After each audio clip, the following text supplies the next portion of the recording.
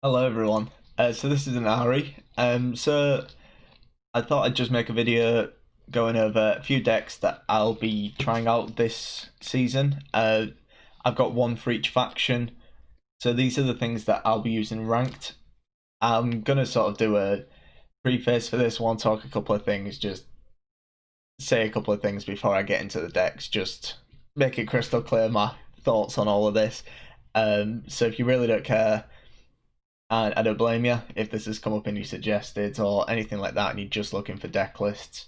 All the deck lists will be in the description and it'll all be time stamped if you want to just jump to a specific section to see a basic overview and like general game plan with the deck. That's fine. I completely don't blame you. So if you are sticking around, thank you, I guess. So one thing I wanted to say was please ignore the rank at the top. I'm not too happy to be outside of pro rank. So if you follow me on Twitter or Twitch or anything, you've probably seen because I've not shut up about it. The last couple of days of the season, I kind of decided I was like, right, I kind of need to make a really big push if I'm going to finish top 500, and I put in a lot of time. Probably was playing for a good 30 hours over 2 days to just try and make it because with the new expansion, I'd been trying new cards, trying sort of new decks, seeing if I could get things to work, and I'd fallen seriously behind on my MMR.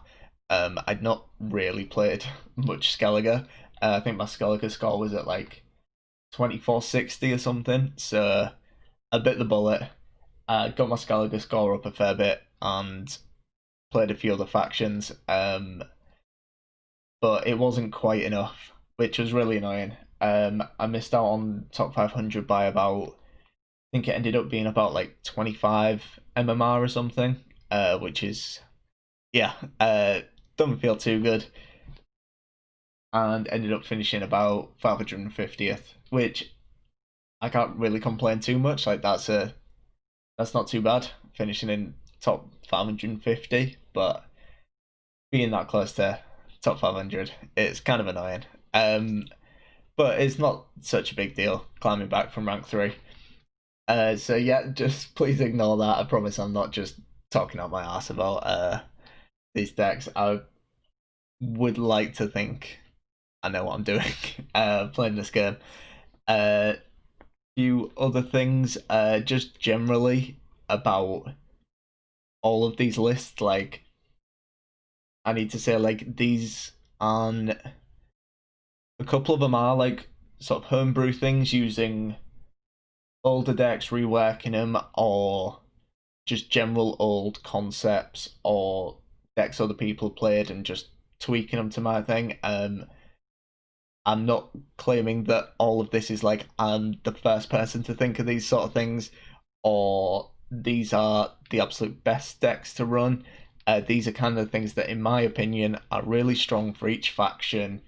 I personally will be running, um, and I'm happy to, like in comments and that sort of thing, like have a discussion about, why I'm running these cards and like would this line maybe be better because I mean, discussions like that will probably help me improve the decks anyway, so I'm all for that. But just so long as no one thinks like this is the absolute gospel and these are like the only decks you should be running or anything like that. It's nothing like that. It's more just a if you're stuck on what to play, here's something for every faction, um, and sort of my take on it and that sort of thing. So I think that's probably all I have to say. Probably the last thing is try Battle Rush as well because Battle Rush is really fun. It, I mean, I've kind of been playing it because it's obviously really fun to play the short rounds, but I feel like it's kind of improves your decision making sometimes. Being able to just be put on the spot and it's like, right, I need to decide what to do now, and that kind of gut reaction to stuff. Um, but yeah, it's really fun to play, so give that a try as well. And obviously, try and make a Siri Nova deck because they're really interesting. So I'll stop going on. and I'll get into the decks. So the first one is good old vampire monsters. Um, I think the changes to ethereal were fine. And well, I say changes to ethereal, changes to Caranthea that impacted the ethereal deck. Um, I think you pretty much run the same list. You probably have to tweak it a little bit. You may be running like a few more cards to add a bit more consistency, but I feel like it's a pretty good change because it removes that kind of high roll thing of like you draw an Aeromancy or Caranthea round one with Ethereal in hand. You probably just win because you can play Ethereal on 2 rounds, or you brick on it and you lose so many points that you end up losing, and the inverse if you're playing against a deck. So it really just removes that kind of high roll and low roll part of the deck. So I don't really mind it too much. I think it's probably makes the deck a lot healthier in terms of both playing it and for your opponent. So I really don't mind it. And I didn't particularly want to go over a list or run a list that's basically the same as what I've been playing for a good 100 odd games last season. So I thought I'd try this, and I'm probably really biased because vampires always have a spot in my heart because it was the first deck when I started out that I sort of aimed for, and I was like, this is what I want to build. I made my own version that wasn't very good, and then tweaked it based on what other people thought was better. And it's always kind of had that spot. Obviously, it's not been that great just for past few months, to be honest, but I wanted to try it again. They made some changes to Crimson Curse. There's the new Master Mirror cards, but let's see if it's usable. I mean, I only got to play a couple of games of it last night, but I found that it's not too bad. It's not too bad at all. So the general direction we've gone is the typical sort of vampire thing. We are running the new Crimson Curse, so they've changed this now, which I think it's now actually like a okay card instead of just a useless card. So for anyone who didn't see the changes, what it does is it spawns the weather effect Blood Moon and spawns 2 Echimeras, and Blood Moon applies bleeding, and if they're already bleeding, it damages them. So this just kind of synergizes really well with Oriana. So we are running the like Red Riders and Winter Queen combo just for a bit of thinning, and it's pretty good in the first few turns. Don't know what's happened to Red Rider's picture there, but it's pretty good. Like turn one, get some points down, carry you through to the later rounds where you can play big combos, and also for that sort of consistency thing, I kind of like New Girls because it's kind of surprising how good he is. I was really surprised at how good he is, to be honest. Having consistent access to cards like Red Riders and Naglfar is really good and actually really helps the consistency of the deck. So I actually kind of like this in this list, to be honest. I think there's probably room for refinement here, definitely. By the way, we are going Diversion. So Oberon will be evolving to third stage, and Conqueror's not gonna just die on playing. But yeah, I think there's definitely room for refinement here. But I think sort of a day one approach. This is like 95% of the way there, and if you have your own sort of personal choices in changes you want to make, go for it. Like this is the shell of the deck, and it's like 99% there. So definitely make any changes you feel would benefit this deck a bit more. And tell me as well, because I'm happy to try out new things and see different people's ideas on the list. So that's monsters, not too much to cover there. So then the next list is Nilfgaard. So I was going to talk about lockdown, but then I thought, is that really necessary? Because lockdown just hasn't changed. Lockdown is exactly the list it used to be, and you've probably seen it a million times.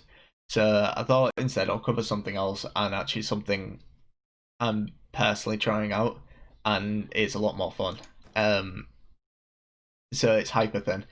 Um, and this again, like I just need to make crystal clear, like this is not my list. I've made a couple of changes, so I guess it technically is my list, but I did not come up with this. This is Specimen's list. I think the only difference is I put in Hefty Helga, and I'll explain why in a bit. And probably a couple of tactics changes somewhere, but yeah, this is basically Specimen's list. I'm taking no credit for this at all. It's an amazing deck to play. It's really fun, and all credit goes to him. So the general idea is it's a Siri deck, and I wanted to try out Siri because the change was really interesting. So for anyone who didn't see, she's now 8 power.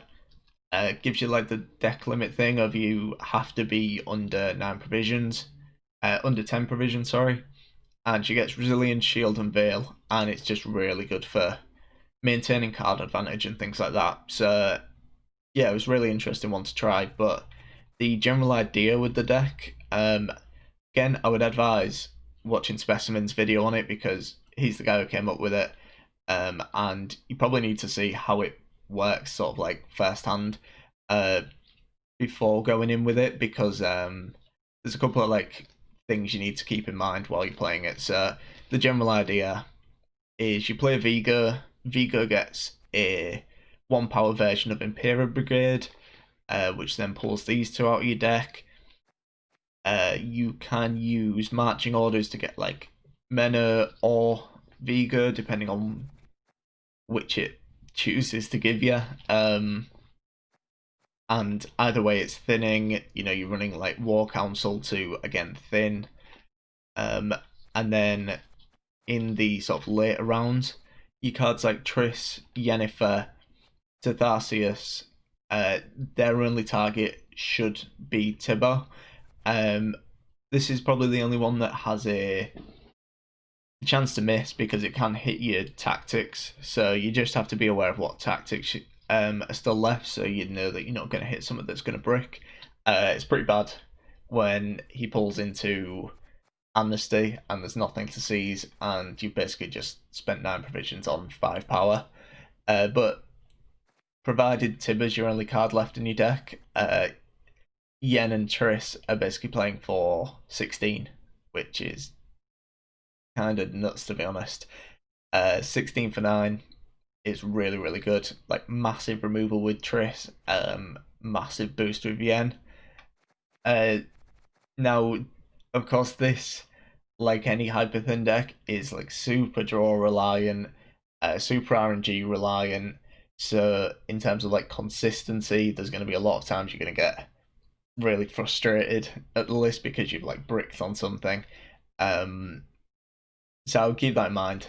It's definitely not a super consistent deck, but when it works, it really works, and it's really fun.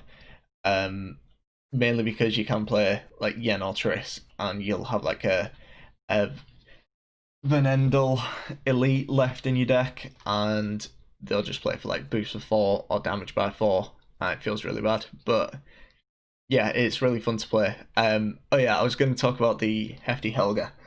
So one of the problems the deck can face is you can sometimes struggle to really get points in earlier rounds because like you have these massive swings with like Triss and Yen, Village Forts onto like Triss or Yen to get Tibber out, you know, that sort of thing. You're sometimes really struggling for points early on if you're just playing these thinning tools and like the underwhelming tactics. Now, Venendal Elite can be, you know, playing for a block of points, but sometimes you're not weirdly got that many tactics in hand despite running 12 because kind of looking for these other things and trying to keep, cards like Triss and Yen in hand. So having something like Helga, when you've got your tactics just clogging up your hand, you're looking to play like battle preps and tiny jousts and things like that. Helga I found to be really really good because it's something your opponent has to deal with, which first of all is beautiful. Because this has actually been karathied against me a couple of times, which they regret down the line when Yen comes down and boosts something by 13. They've got nowhere to deal with it. So yeah, it's definitely an interesting one. And if it does stick, it's just a lot of points. You play 4 tactics and you've got 10 damage to deal with it. So I feel like it's kind of one of these cards that can get you through the turns where you're really struggling to get the points and you don't just get run over by decks that smell a rat a little bit and really push you hard. You can fight back a little bit to just get you to that later point. So I feel like it's definitely a good inclusion. If you're more interested in the even more high rolly version, I know that Specimen was running Master Mirror, which again, random legendary. If you just want to go full high roll, by all means go for it. There's definitely that direction you can take it. Just swap an amnesty for a diplomacy, and you're good to go. But that's the list I'll be running because lockdown is just nothing's changed, nothing fun there. So the next one is Northern Realms. So in terms of Visigood, I don't think it was a warranted change.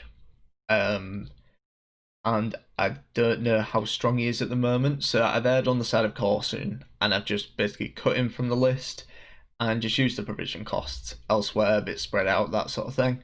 The Adalia change was weirdly a buff, at least at the moment for the deck anyway, because you're always running Diversion with Northern Realms, or you should be. That's the best direction to go with Northern Realms at the moment. So you didn't have any neutral versions to target anyway, and the provision cost reduction just gives you another provision to play with, so you're losing nothing but gaining 1 provision with that change. So yeah, pretty happy about that one. So the change I've added is a reinforcements. Again, the glitch has turned into John Natalis. So the reason I'm running this is much the same reason we're running Adalia, because some of the bronzes in this deck just play for ridiculous points, like drummers. You're probably not going to copy Frigate, even though Frigate's getting you a lot of points. But that's more of a row stacking. You only really need 1 Frigate down. If need be, you could go 2, but it's pretty rare that's going to happen. Can copy a Marine, and that's just 7 point slam straight away. So then that's 7 for 6, not 6 for 7. Sorry. And you can go that direction if you want to, but it's pretty typical. You can go the siege direction. I'll probably be trying out the sort of siege direction. Not too many changes if you wanted to go that direction. You just chuck siege in, mess about with some of the provisions, and chuck in a few siege engines, and you're good to go. You can switch from uprising to mobilization, which gives you a couple more provisions, or you could go like pincer maneuver, something like that.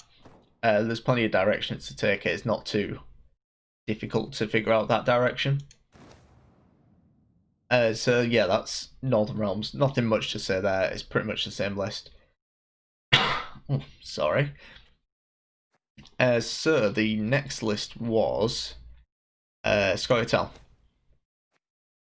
So this is the Dead Eyes list. I've been running this quite a bit, and it did me really good yesterday. Last season. I feel like scoia'tael are kind of slept on a little bit at the moment.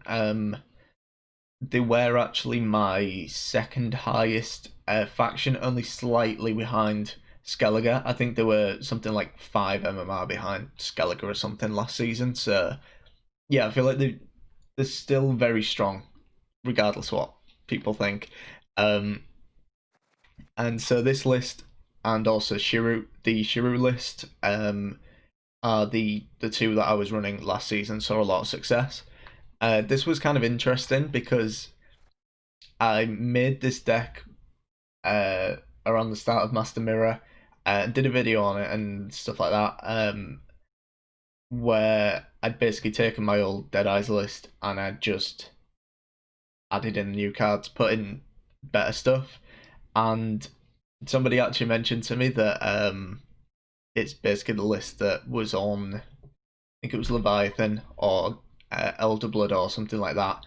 Um, and I, of course, I get accused of net decking for that sort of thing, but it was kind of a weird one. It was I I genuinely hadn't. I'd just kind of made it, and I think the only difference was like some four provision changes, something like that. Um, and I think it's mainly because the provision costs are like super tight in this deck. When once you've put in like the obvious stuff, there's not too much room for flexibility. Um, but the general idea is like you got your poison package, you've got just very strong cards. You're running a bit of an elf package for that massive swing, like Ailerin, Yavin, Venosial, using half elf hunters, and your leader ability to make sure you're getting your Ailerin out and getting enough damage from Yavin. Leader ability is really good for just adding one damage onto Yavin if you need just that little bit more. Um, and yeah, I don't think there's too much to explain here. This pretty standard list from before. The general direction I like to play this deck is pushing really hard round two, mainly because cards like Ethne and Venosial are so good for trying to bleed or even push for 2.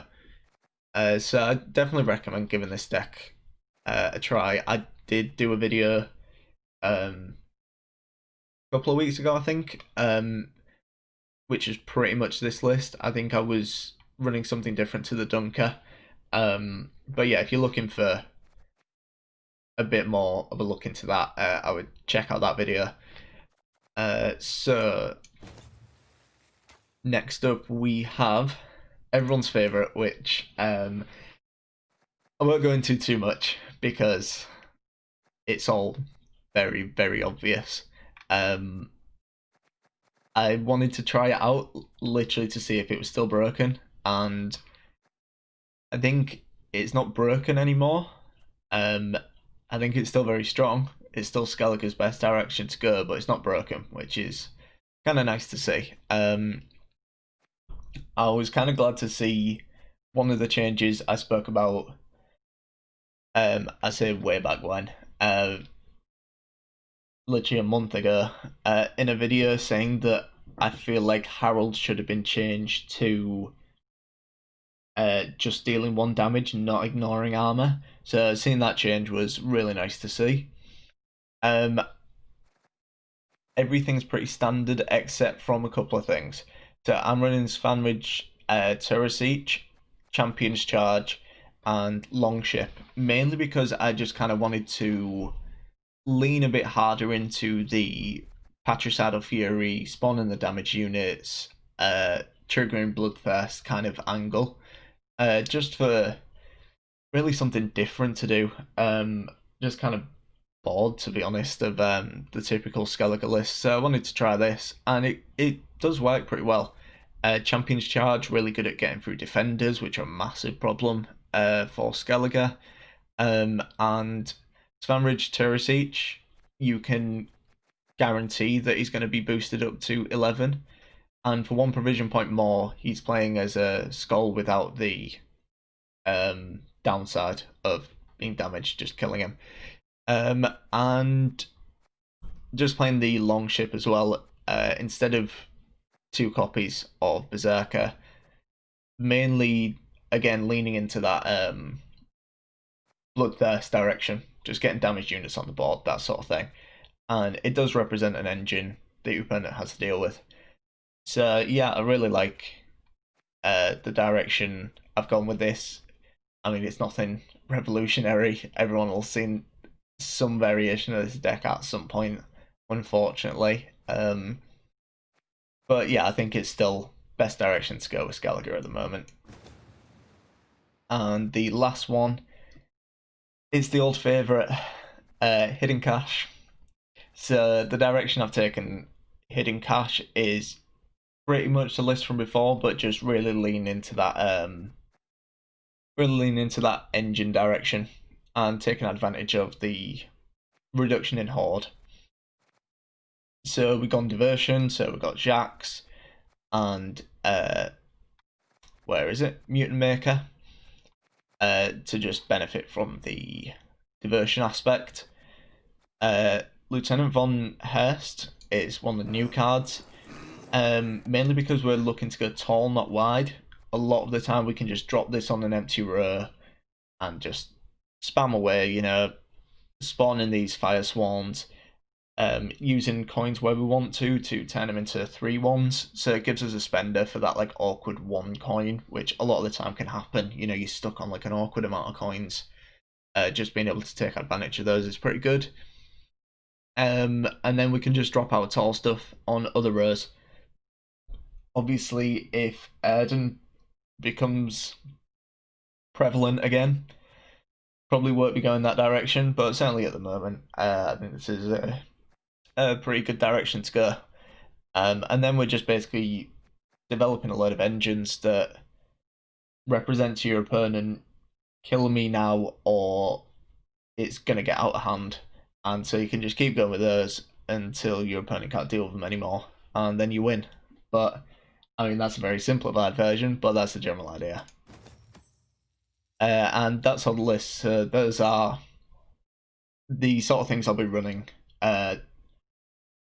this season. I'll probably be adjusting them as the season goes on, as I spot like flaws in the deck or the meta shifts, like that sort of thing. But yeah, I think there's definitely stuff to be trying out there, and I hope this was helpful. I will be streaming tomorrow, probably gonna take some hyper thin for a bit more of a test drive. Just put myself to the grindstone and get back to pro rank. So I hope this was helpful, and I may end up doing this sort of thing like more consistently, like each patch or something like that, depending on if changes are going to be this thorough each patch. But I think it's going to depend on how things are changing and that sort of thing. So might be seeing more of this sort of thing. You never know. So yeah, I hope this was helpful, and I'll catch you in the next one.